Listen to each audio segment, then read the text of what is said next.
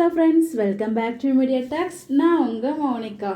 Praveen sir, ஏன் sir இப்படி பண்ணுறீங்க? ப்ரொமோவில் வேறு மாதிரி கண்டென்ட் காமிக்கிறீங்க, சீனில் வேறு மாதிரி கண்டென்ட் காமிக்கிறீங்க. விகே ஃபேன்ஸ் எல்லோரும் தூங்காமல் காத்துட்டு இருந்த அந்த ஒரு சீன் வந்து நம்ம விகேயோட ஹக் சீன் தான். பட் ப்ரொமோவில் வந்து பார்த்திங்கன்னா ட்ரெண்டிங் ஆக்கிட்டாங்க எப்படியோ.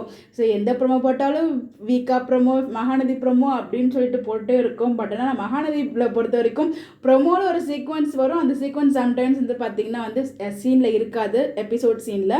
ஸோ அது மட்டும் இல்லை, நிறைய விஷயங்கள் அந்த மாதிரி தான். பட் அதே மாதிரி தான் வந்து பார்த்திங்கன்னா இன்னும் எபிசோடுமே இருந்துச்சு.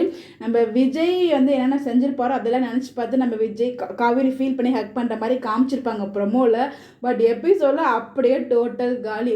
ஸோ நிவின் திட்டத்தை நினச்சி பார்த்துட்டு இருக்காங்க. ஸோ நம்ம காவேரி விஜய் வந்து ஹக்லாம் பண்ணுறாங்க, அதெல்லாம் ஓகே, 2 தடவை ஹக் பண்ணுவாங்க. ஒரு விஷயம் வந்து பார்த்திங்கன்னா 2 பேருக்குள்ளேயுமே ஒரு லவ் சீக்வன்ஸும் இருக்கும்.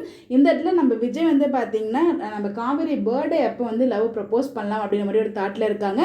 ஏன் இவர் வந்து இப்போயே ப்ரப்போஸ் பண்ணல அப்படிங்கிற நம்ம காவேரி லைட்டாக வந்து ப்ரப்போஸ் பண்ணிட்டாங்க. பட் ஆனால் இவர் அந்த ஏன் இன்னும் பிரேக் பண்ணல அந்த கான்ட்ராக்டை அப்படின்னு சொல்லிட்டு நம்ம காவேரி ஃபீல் பண்ணுறாங்க. 2 பேரும் மைண்ட் வாய்ஸ்லேயே போயிட்டு இருக்கேன், எப்போதான்ப்பா நிஜத்தில் கொண்டு வருவீங்க அப்படின்னு சொல்லிட்டு உங்களோட மைண்ட் வாய்ஸ் என்னோட மைண்ட் வாய்ஸ் எனக்கு புரியுது. பட் டேரக்டர்ஸ் என்ன பண்ண போகிறான்னு தெரியல. ஸோ இந்த மந்த் ஷூட்டிங் வந்து எந்த ஒரு அப்டேட்டுமே நமக்கு கிடைக்கல. பட் ஆனால் கண்டிப்பாக கண்மணி மனோகரன் வந்து இன்க்ளூட் ஆக மாட்டாங்க. ஏன்னா அவங்க ஒரு உட்பியோட வெக்கேஷன் போயிருக்காங்க. ஸோ வந்து கொஞ்சம் ஒரு ஹாப்பி, கண்டிப்பாக வந்து இந்த ஒரு ஷெட்யூலில் இருக்க மாட்டாங்க அப்படின்னு சொல்லிட்டு மேபி இதுக்கு முன்னாடி மேபி எதுவும் சீக்வன்ஸ் எதுவும் எடுத்து வச்சுருந்தாங்களா நமக்கு தெரியல. அதை வேணால் டெலிகாஸ்ட் பண்ணாங்க. பட் நம்மளை ஹாப்பியாக எப்பயுமே வச்சுக்கூட மாட்டாங்க விகே ஃபேன்ஸை.